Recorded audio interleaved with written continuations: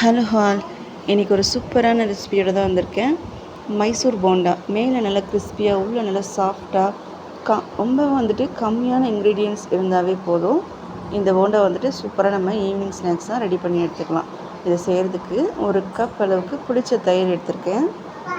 1/4 spoon அளவுக்கு baking soda, தேவையான அளவுக்கு உப்பு, ஒரு பச்சை மிளகாய், தூளாக கட் பண்ண இஞ்சி சேர்த்து ஃபஸ்ட்டு தயிரை நல்லா பீட் பண்ணி எடுத்துக்கோங்க.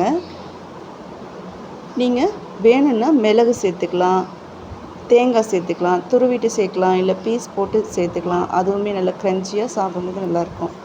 இப்போ ஒரு கப் அளவுக்கு மைதா எடுத்துருக்கேன். கொஞ்சம் கொஞ்சமாக தண்ணி ஆட் பண்ணி நல்லா போண்டா மிக்ஸ் எந்த அளவுக்கு இருக்குமோ அந்த கன்சிஸ்டன்சி வர அளவுக்கு இது போல் கிள்ளி விட்டால் அழகாக விழணும். இந்த மாதிரி ரெடி பண்ணி எடுத்துக்கோங்க.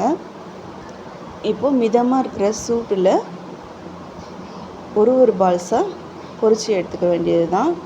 நான் 2 பேட்சாக பொரித்து எடுத்துக்கிட்டேன். சூப்பராக நல்லா கலர் சேஞ்ச் ஆகி இந்த மாதிரி வரும்போது எடுத்துக்கோங்க. செம்ம டேஸ்டியாக இருக்கும். கண்டிப்பாக ட்ரை பண்ணி பாருங்கள். உங்கள் கிட்ஸ்க்கெல்லாம் ரொம்பவே பிடிக்கும்.